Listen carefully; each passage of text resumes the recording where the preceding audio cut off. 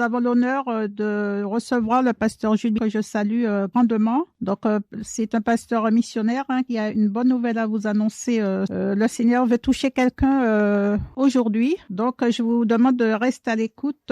Pasteur Jules, je vous laisse pleinement la place pour votre message dont le thème est Zachée, l'homme au grand cœur. À vous. Voilà, donc une fois de plus, je salue nos amis auditeurs, auditrices de la radio FM Espoir. C'est pour moi un véritable plaisir d'être là afin que je puisse justement distiller même, je dirais, cette parole qu'est la bonne nouvelle. Je rappelle à nos amis auditeurs, auditrices que cette émission est réalisée bien sûr par l'association missionnaire d'entraide qui travaille depuis pratiquement 20 ans du côté de l'Hexagone. Donc nous avons une certaine expérience en matière d'évangélisation.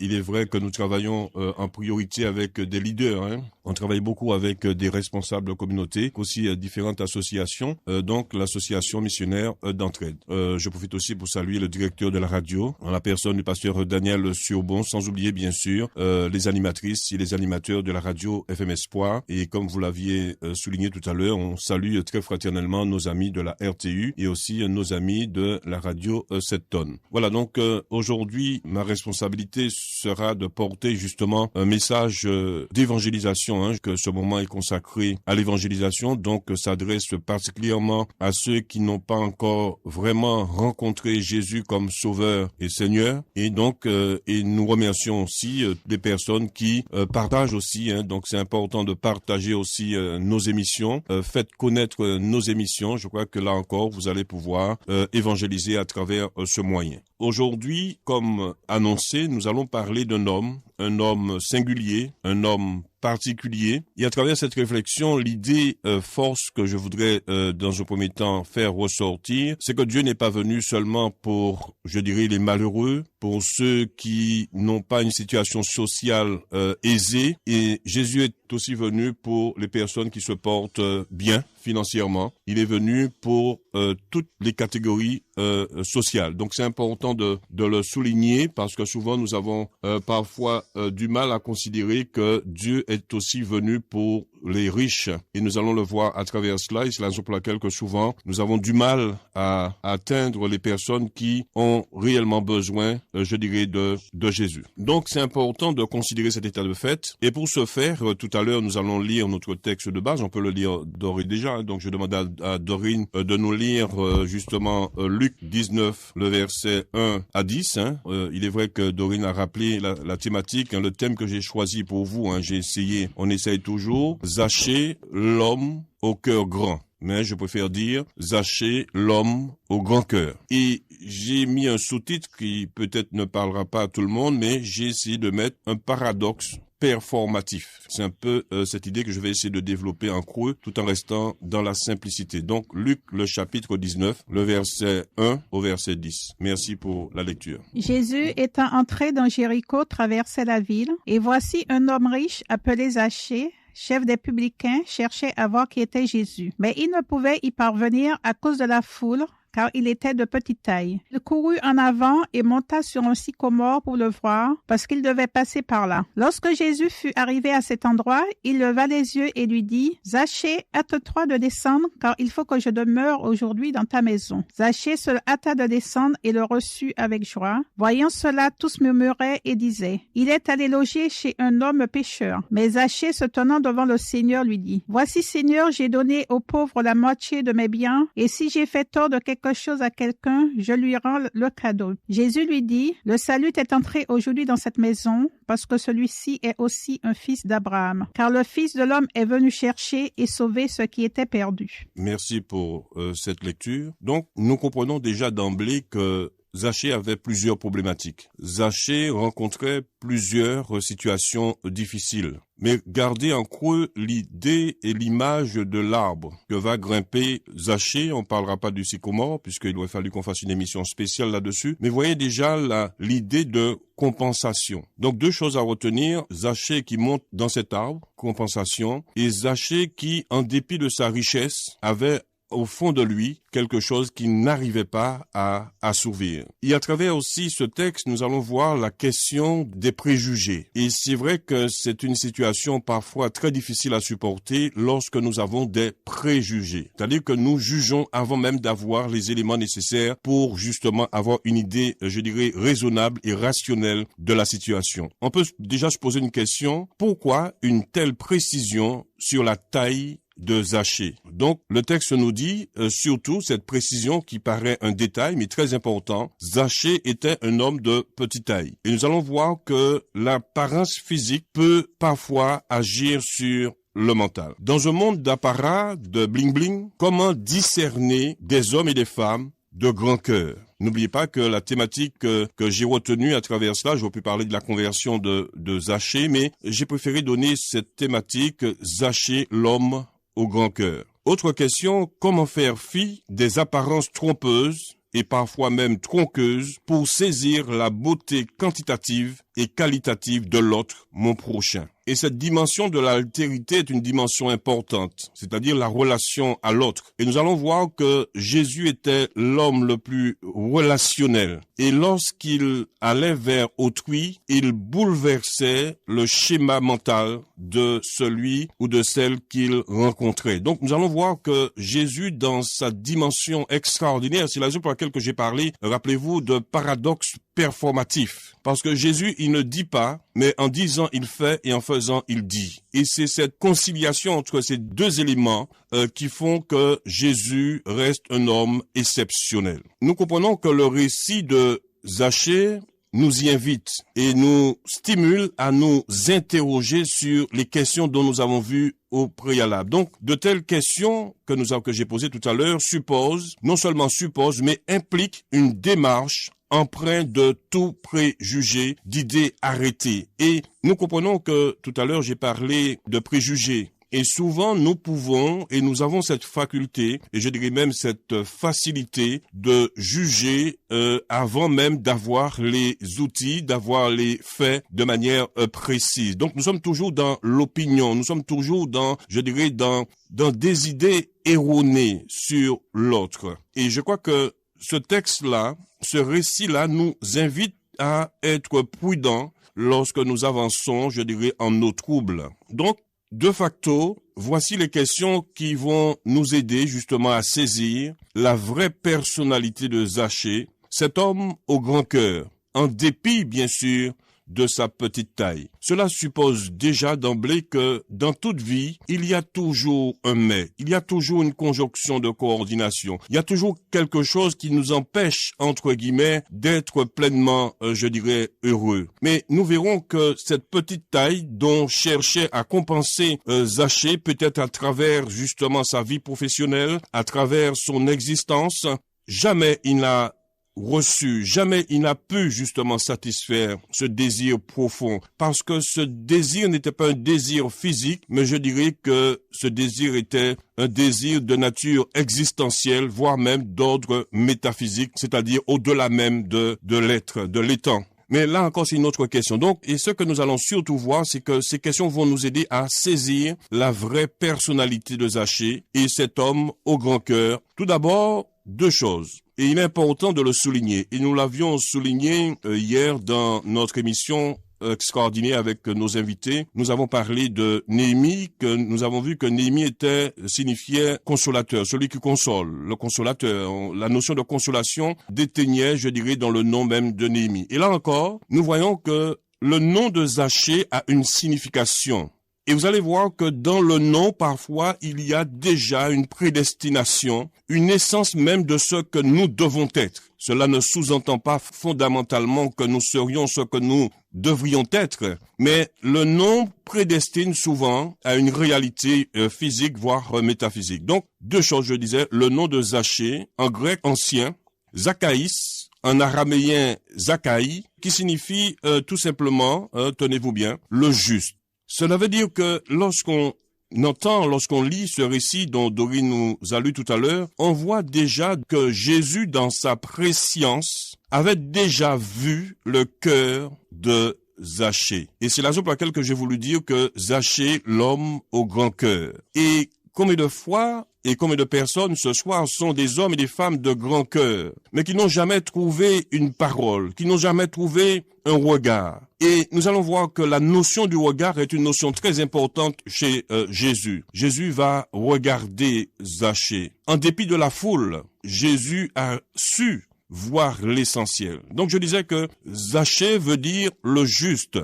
Donc Zachée fut un disciple de Jésus avant même sa crucifixion. Lorsque nous le voyons dans Luc, le chapitre 19, le verset 1 à 10. Jésus invite Zachée à descendre du sycomore, une invitation extraordinaire, une invitation, je dirais, incroyable, une invitation spéciale. Telle est l'idée force aujourd'hui. Dieu veut et Jésus veut t'inviter de manière exceptionnelle, de manière particulière, de manière, je dirais, de manière singulière. Jésus veut t'inviter. Et il est vrai que Jésus respecte la liberté de tout un chacun. Donc, tu as le choix d'accepter l'invitation ou de la refuser. Mais nous allons voir que Zachée, en dépit de sa situation sociale, parce que c'était un homme qui n'était pas dans le manque, Zachée ne quémandait pas, Zachée ne demandait pas, Zachée était pleinement satisfait financièrement, socialement, et à plus forte raison, on avait des idées reçues sur Zachée, parce que nous allons voir qu'il était publicain. Et nous allons voir aussi que être publicain sous-entendait que vous étiez considéré comme un collaborateur. Et là encore,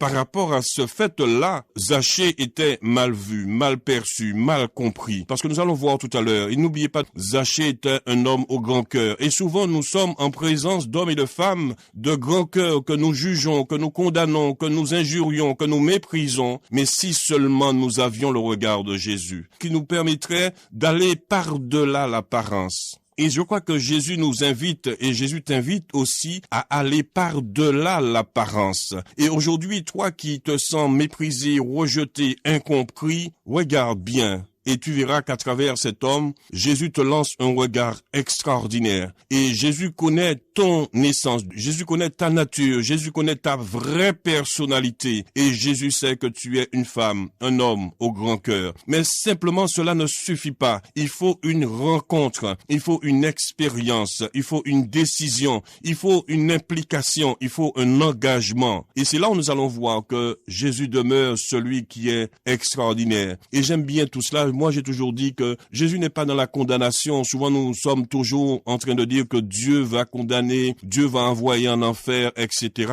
Donc, nous sommes dans une relation, je dirais, de bon échange, de bons procédés. Si tu veux pas aller en enfer, donc on n'est pas, je pense que les personnes sont quand même intelligentes. Personne ne veut aller en enfer. Donc, ça veut dire que la peur ne doit pas être, je dirais, le moyen, la cause de ma relation avec Dieu. Parce que une relation avec Dieu qui est basée sur, je dirais, la peur est une relation névrotique, je dirais même psychotique, je dirais même pathologique. Et le jour où viendra la tempête, le jour où viendra le vent, alors tout va s'écrouler parce qu'on a bâti sous la peur. Et je voudrais que vous puissiez comprendre que la relation avec Dieu se base avant tout sur l'amour. Toute relation qui n'est pas basée sur l'amour, toute relation qui n'est pas basée sur, je dirais, la générosité, est une relation fausse. Et tôt ou tard, cette relation va se dégrader. Et c'est la raison pour laquelle que Jésus n'a jamais fait peur à ses contemporains. Au contraire, nous le constatons et nous le voyons avec cet homme extraordinaire, incroyable. Tout d'abord, qui était Zachée? Comme Matthieu,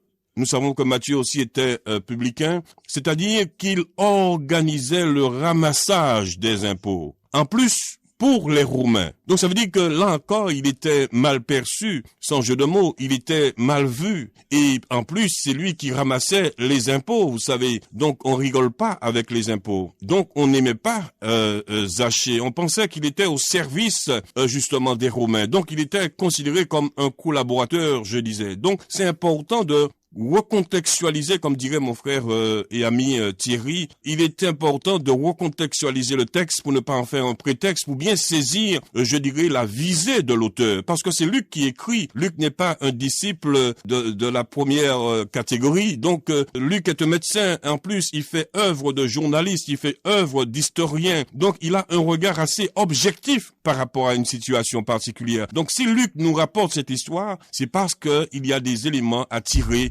dans ce texte qui est un texte extraordinaire. Il est important de considérer que le récit en tant que tel, seul l'évangile lucanien fait mention de ce récit. Je répète, seul l'évangile lucanien fait mention de ce récit. Nous comprenons que Zachée va être transformé. Et c'est cette idée-là aussi qu'il faudra garder. Jésus veut transformer ta vie. Jésus veut changer ta vie. Jésus veut vraiment bouleverser ta vie. Et je crois qu'aujourd'hui, on a besoin d'être bouleversé, je dirais, par quelqu'un de supérieur, quelqu'un qui sera capable de nous dire vraiment son amour, quelqu'un qui sera capable de nous dire vraiment qui nous sommes, quelqu'un qui sera capable de saisir nos besoins. Parce qu'aujourd'hui, plus que jamais, nous avons des besoins. L'homme a des besoins. Et le plus grand besoin de l'homme, avant tout, c'est d'être aimé. L'homme a besoin d'être aimé. Et non seulement qu'il a besoin d'être aimé, mais il a besoin de se sentir aimé. C'est la raison pour laquelle que nous voyons même dans nos communautés ecclésiales parfois des dérives, etc. Parce que l'homme a toujours besoin de se sentir aimé. Si tu te sens pas aimé par ton épouse, alors tu vas essayer d'être aimé par quelqu'un d'autre. Ça va commencer par l'amitié et après ça va partir en freestyle, bien sûr. Mais cela veut dire quoi? Cela veut dire que l'homme a besoin d'être aimé. La femme a besoin d'être aimée. Et c'est la raison pour laquelle que l'amour se renouvelle. Et Jésus a perçu cela chez cet homme. Personne n'avait vu la souffrance de Zachée. Personne n'avait saisi le besoin de Zachée. Tout le monde s'était basé sur l'apparence. Oui, il est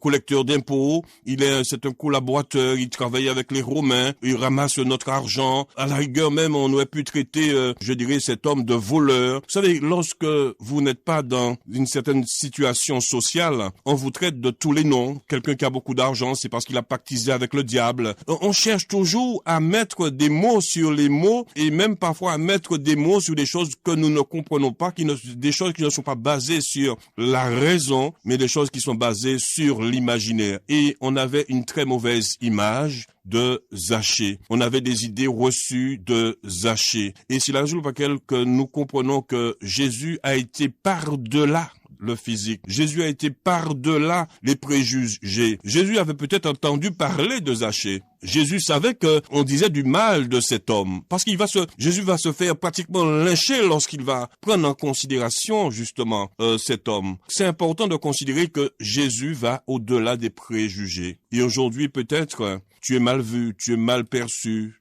tu es rejeté, tu es méprisé, tu es incompris. On dit que tu as pactisé avec le diable parce que tu as de l'argent. On dit du mal de toi. Et tu as parfois ce sentiment de vouloir en finir. Tout le monde pense que tu es heureux. Tout le monde pense que c'est monsieur de. Mais si seulement ces personnes savaient la souffrance qui demeure dans ton cœur, alors tu accepterais justement d'entrer en relation avec cet homme. Je dis bien, entrer en relation avec Jésus, ce n'est pas entrer en religion parce que entrer en religion, beaucoup de personnes, bien sûr, ont changé, je dirais, d'enseigne. Beaucoup de personnes ont changé de magasin. On est passé de la petite boutique au libre-service ou au supermarché, mais on est toujours dans la même dimension de la marchandise. Mais nous voulons aller beaucoup plus loin que cela. Nous voulons aller par-delà même la religion, parce que la religion ne sauve pas, bien que le sens même de religion, le mot religion fait sens, parce que l'homme a besoin d'être en relation, et c'est la raison pour laquelle que les religions fleurissent, parce que l'homme par nature, par essence,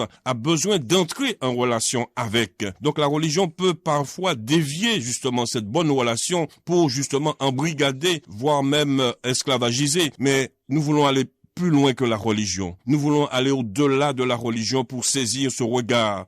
Pas un regard inquisiteur, mais un regard d'amour. Et je crois que, oubliez tout ce que je veux dire, mais n'oubliez jamais une chose, Dieu est amour. Et Dieu aime l'homme. Et Nietzsche posait une question, Nietzsche a écrit un livre que je vous recommande d'ailleurs, Exe Homo, qui veut dire « Voici l'homme », dira Jésus. Et je crois que c'est dans cette dimension-là que nous voudrions entrer avec vous. C'est-à-dire que Dieu te dit, Jésus te dit, voici l'homme que je cherche. Voici la personne. Pourtant, humainement parlant, tout le monde te méprise. Humainement parlant, tout le monde te rejette. Humainement parlant, tout le monde a des préjugés sur ta vie. Tu as l'impression d'être vraiment abandonné de tout le monde. Mais Jésus dit, Exe homo, voici l'homme que je cherche. Jésus va prendre non seulement la défense de Zachée, mais il va aussi l'inviter. Et je crois que cette assertion suivante va révéler le grand cœur de l'homme que Jésus, d'un regard, va dévoiler. Et ça, c'est extraordinaire. Que va dire Zachée? Zachée dit quoi? Et ça, je crois que c'est important. Et c'est le regard de Jésus qui va dévoiler justement publiquement justement la vraie nature de Zachée, le vrai cœur de Zachée. Si Zachée avait un mauvais cœur, ce jour-là, le regard de Dieu allait dévoiler son mauvais cœur. Mais ce jour-là, publiquement, parce que Zachée avait porté le poids du monde. Il avait souffert de préjugés. Il avait souffert de malversations, je dirais à son égard. Il avait souffert d'idées reçues à son égard. Il était méprisé. Et là, Jésus va dire à la foule. Et pourtant, il y avait foule. Jésus aurait pu se préoccuper de la foule. Mais là, Jésus, à travers son regard, va donner à Zachée l'opportunité de dévoiler son vrai cœur. Et voilà le grand cœur de Zachée. Qu'est-ce que Zachée va dire? Voilà, Seigneur, dit Zachée, je fais don aux pauvres de la moitié de mes biens. Qui l'eût cru? Et je pense que la foule était peut-être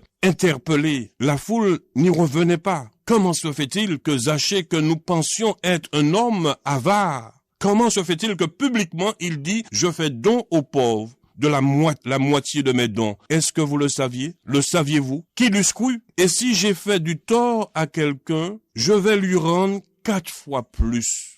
Qui l'eût cru?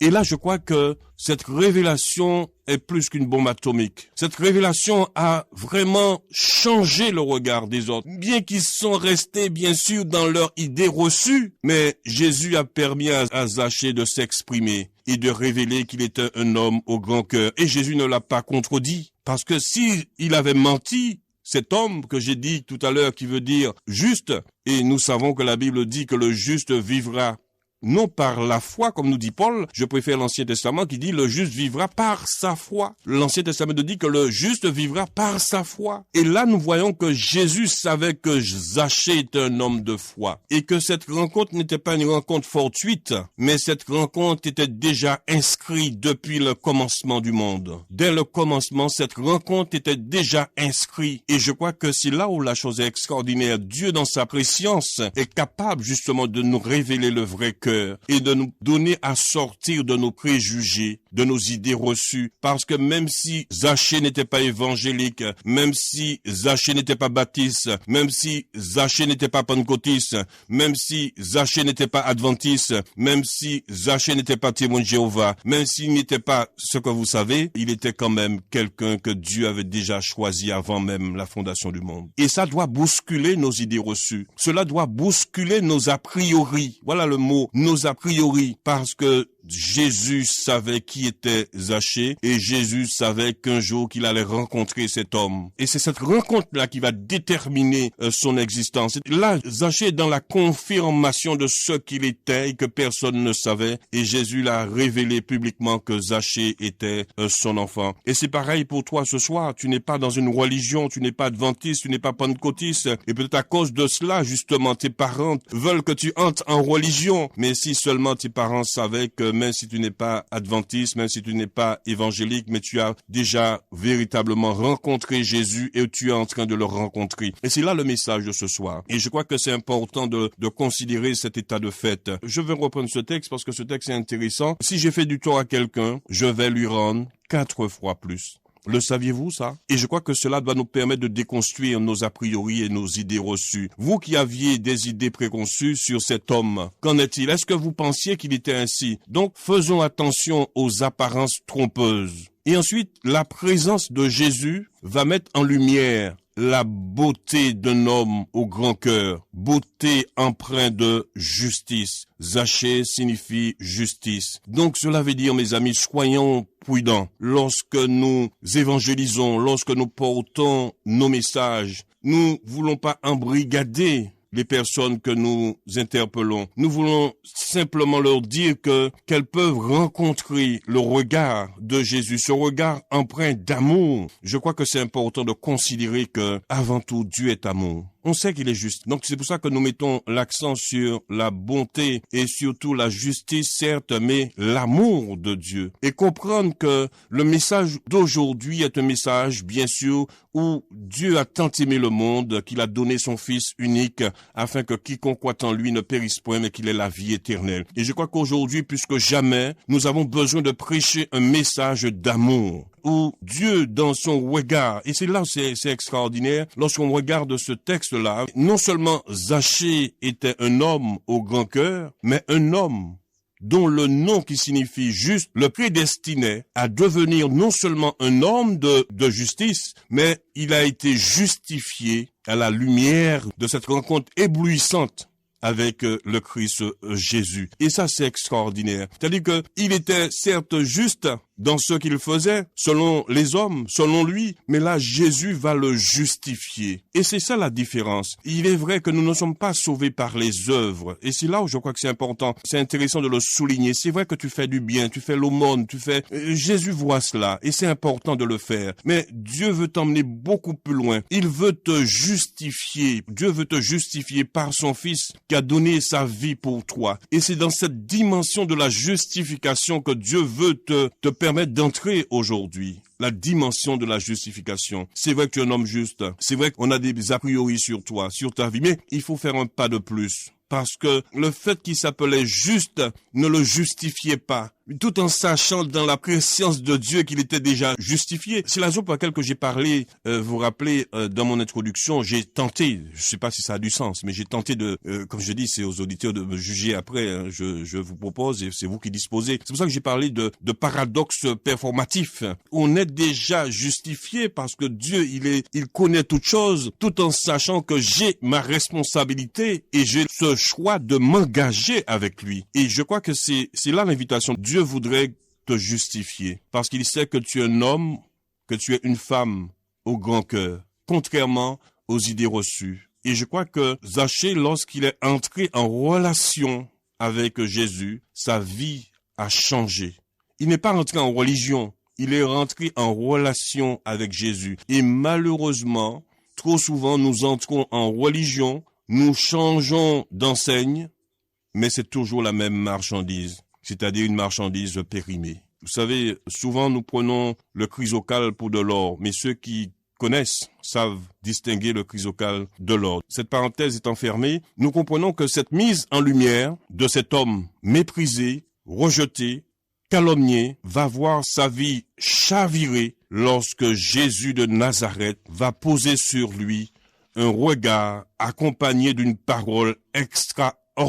Et quand je lis ça, je me dis que Luc, il avait non seulement de l'humour, mais il était très perspicace. Et sa perspicacité était doublée de sagacité. Pourquoi? Lorsque Luc dit que Jésus, parce que là, nous sommes dans l'oralité, mais là, en même temps, nous sommes dans une histoire, dans un récit qui a d'abord été un récit oral. Et là, Luc essaie de nous faire vivre cette situation lointaine. Et il nous dit que Jésus dit, descends vite, Zachée. Je viens chez toi. Je trouve ça d'une beauté incommensurable. Il y a quelque chose de magnifique parce que Jésus n'était pas dans la discrimination, parce que Jésus n'est pas venu seulement pour les pauvres. Et c'est là aussi un grand péché dans nos communautés. Nous prêchons toujours pour une catégorie sociale, alors que Jésus est venu pour l'humanité. Et lorsqu'une certaine catégorie sociale arrive dans nos communautés, nous les regardons avec arrogance. Il est important de sortir de ce complexe, justement, d'infériorité et de saisir que le message divin, le message christique, le message du Christ s'adresse à l'humanité tout entière. Dieu est venu pour les pauvres, il est venu aussi pour les riches. Et Dieu va par-delà la richesse du riche pour lui donner cette injonction. Descends vite, mon ami. Et ça, c'est extraordinaire. Descends vite. Pourquoi Luc nous dit descends vite? Parce que Jésus lui-même avait une telle compassion pour cet homme. Et Jésus a vu dans cet homme, pourtant il y avait foule. Et Jésus a su discerner que cet homme était un homme au grand cœur. Et cet homme a compensé justement son déficit physique en montant dans cet arbre. Donc, retenez ceci. Descends vite, Zachée. Je viens chez toi. Et ce message, ce jour, s'adresse à toi. Cette phrase, qui que tu sois, de manière exceptionnelle, parce qu'il n'y a pas de hasard. Avec Dieu, rien n'est fortuit, tout est mesuré, tout est prévu dans son plan parce qu'il est omniscient, omnipotent. Il connaît toutes choses. Il voit une fourmi noire le soir dans le noir parce qu'il est la lumière du monde. Donc, comprends que ce jour, Dieu te dit, descends vite. Descends de ton alcool. Descends de ta faiblesse. Descends de ta richesse. Descends de là où tu es, de ton piédestal. Non pour que tu sois humilié, parce que Jésus n'humilie personne. C'est parce qu'il veut vraiment que tu deviennes son ami. Et Jésus fait de Zachée son ami. Je viens chez toi. Et c'est la raison pour laquelle que ce jour, Dieu veut vraiment que tu puisses le rencontrer. Zachée fut pulvérisé par ce regard et cette voix empreinte de compassion et d'amour. Oui, de compassion et d'amour. Et c'est ce que nous avons besoin. Nous avons besoin de regards compatissants et nous avons besoin d'amour. Qui que nous soyons, nous avons besoin d'être aimés. Vous savez, lorsque j'entre à la maison, quand j'entre chez moi et que je vois que quand je sors du boulot, quelle que soit l'heure, surtout le soir, quand j'arrive et je vois, premièrement, pour m'accueillir, je dirais pas d'abord, puisque lorsqu'on entre, il y a d'abord la lumière, c'est déjà une chose extraordinaire. Mais si vous arrivez chez vous, et déjà il n'y a pas de lumière, c'est la chose la plus triste. Et quand vous voyez que votre épouse ou vos enfants ont laissé la lumière allumée, même s'il fait très tard, vous entrez, et après vous voyez vos enfants, vous voyez votre épouse, c'est la chose la plus extraordinaire que l'homme puisse, je dirais, profiter de ce monde. Et quelqu'un disait que la rose n'a pas de pourquoi. Et je crois que ces moments, ces instants-là d'amour nous met un baume au cœur. Mais combien de personnes, souvent, entrent chez elles, pas de lumière, pas d'enfants, pas de femme ou pas de mari, et vivent dans la solitude. Et c'est pour ça que je dis ce soir que Dieu te dit qu'il n'est pas bon que l'homme soit seul. Et Dieu va pourvoir richement à ton besoin, même s'il y a des préjugés, même s'il y a des paroles inutiles, Dieu pourvoira à ton besoin. Je crois que tout homme a droit à une seconde chance. Et je crois que c'est important. Il n'était pas ainsi au commencement, mais je crois que Dieu, dans sa compassion, permet certaines choses dans la vie de certaines personnes afin que nous puissions tirer des leçons. Donc c'est important de considérer que Dieu te dit ce soir, il n'est pas bon que l'homme soit seul, premièrement.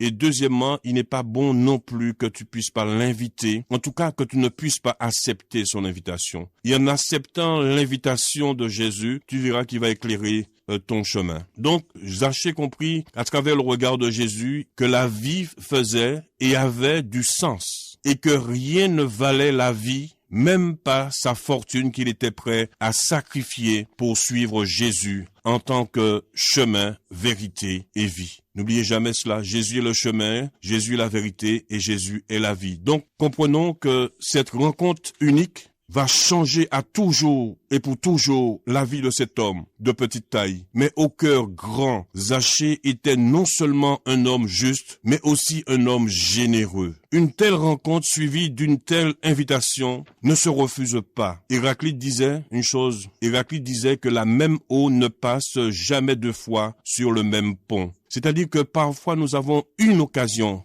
c'est le kairos, le temps opportun. Il faut aujourd'hui saisir cette opportunité qui, sans nul doute, changera en bien votre destinée, qui changera en bien ta destinée. Donc, Zachée ne plaide pas coupable. Il verbalise publiquement la réalité cachée à la foule, son cœur. Il fait sauter les verrous des préjugés qui, depuis des années durant, le faisaient souffrir par le regard malveillant de ses contemporains. Jésus lui donne l'occasion, l'opportunité de libérer son cœur publiquement et fermer une fois pour toutes, je dirais, j'avais noté la bouche de ses détracteurs, à l'instar même de la femme samaritaine. Rappelez-vous de cette rencontre avec la femme samaritaine. Donc, pour toujours, Zachée devient autre. L'argent ne compense pas les préjugés, ni ne compense pas la soif existentielle de l'homme et de la femme. L'argent demeure un moyen et jamais une fin en soi. Ne l'oubliez jamais. L'argent demeure un moyen et jamais une fin en soi. Rappelez-vous de cette parole. Que servirait-il à un homme de gagner le monde entier s'il perdait son âme? Je dirais ceci parce qu'après, il y aura des questions. La rencontre de Zachée avec Jésus a été quelque chose d'extraordinaire.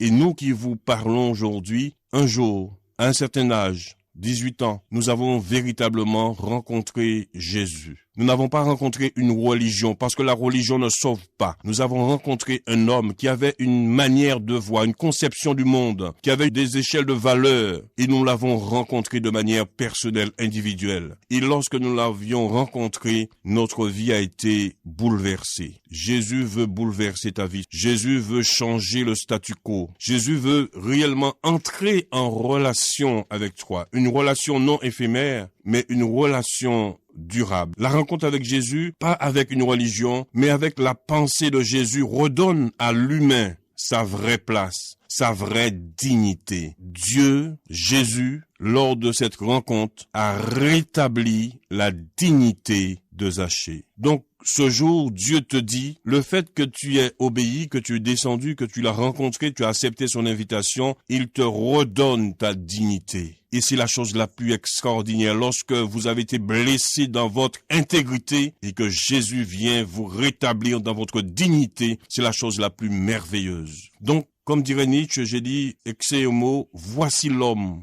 dit Jésus au grand cœur que je cherchais. Zachée, Jésus le déclare, fils d'Abraham, c'est-à-dire de Dieu. Et je crois que c'est extraordinaire de considérer cet élément-là. Et je m'arrête là pour te dire simplement, oublie tout, mais sache qu'il y a quelqu'un qui t'aime.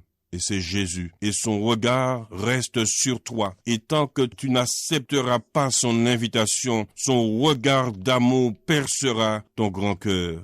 Parce que tu es un homme selon le cœur de Dieu. Contrairement à ce que pensent les autres, tu es l'homme que Dieu cherche parce que tu es un homme au grand cœur. Contrairement à ce que tu montres, tu es l'homme que Dieu cherche. Tu es l'homme de la situation. Tu es l'homme de Dieu. Jésus te déclare fils d'Abraham, c'est-à-dire de Dieu. Je vous en remercie. Merci, un grand merci, pasteur missionnaire Jules, pour ce beau message d'encouragement, un message de salut et surtout aussi bien pour le développement personnel en Jésus-Christ. Donc, pasteur, il y a quelques questions pour vous. Donc, d'emblée, la conversion de Zachée a-t-elle commencé dans sa maison ou dès qu'il a eu le désir de rencontrer Jésus? Très belle question. Oui, je crois que tout homme, et je crois que Pascal le disait, l'Ecclésiaste aussi le disait, je crois que tout homme a un besoin en forme de Dieu. C'est-à-dire que l'homme sait que il est dans un monde éphémère, et lorsque vous regardez les cimetières, vous considérez que l'homme est éphémère et que finalement on se pose la question, est-ce là la fin en soi? Est-ce qu'on vient dans ce monde pour simplement repartir tranquillement sans crier gare? Non, je crois que l'homme a besoin de transcendance. L'homme a besoin d'aller par-delà même l'être, par-delà même les temps, parce qu'il se dit il y a quelque chose d'éternel. Parce que l'homme a en lui cette pensée de l'éternité. Donc je crois que Zachée, de par son nom déjà, aimait la justice.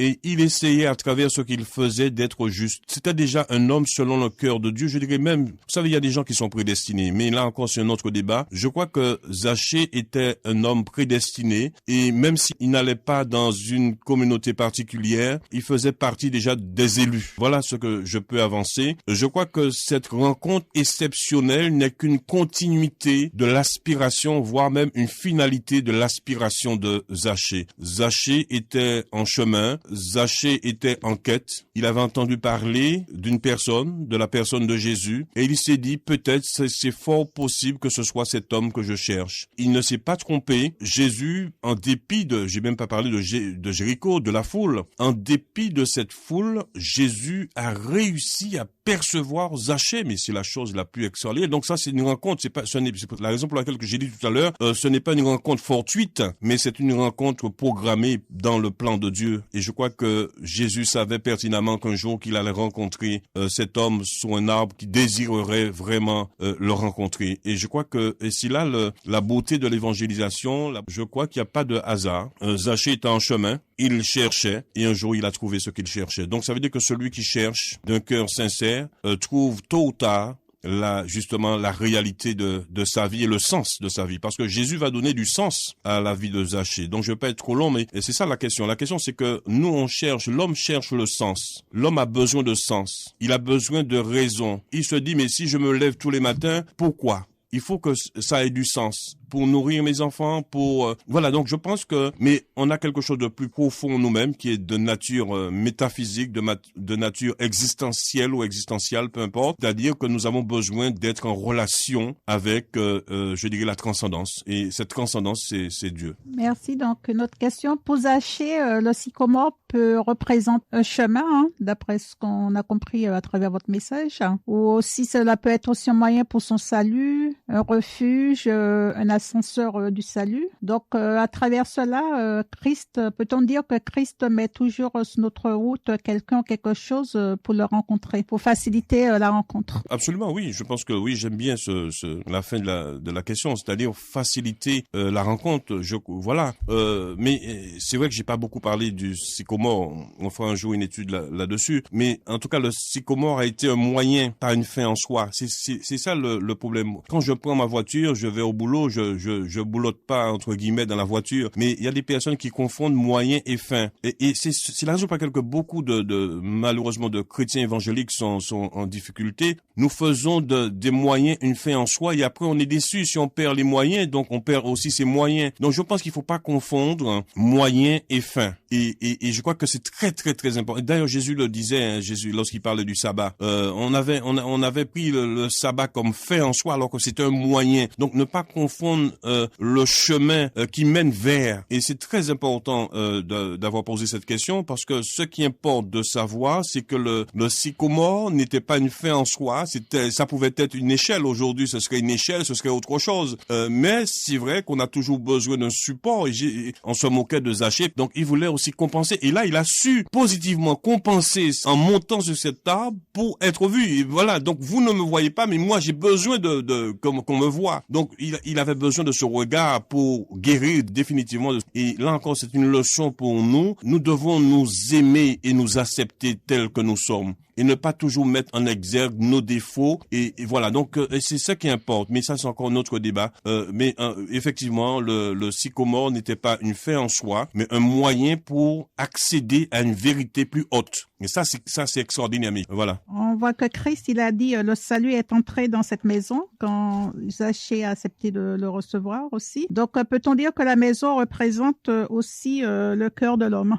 C'est extraordinaire. Je pense qu'on peut conclure parce que vous avez donné la clé, effectivement. Et je crois que tout est dit là. Je pense qu'ils peuvent oublier mon message et puis se rappeler que l'homme au grand cœur. Voilà, l'homme au grand cœur, cette maison. Et cette maison, c'est une maison secrète. Et souvent, on ne la connaît pas, on la juge. Et puis, Zachée est un homme au grand cœur.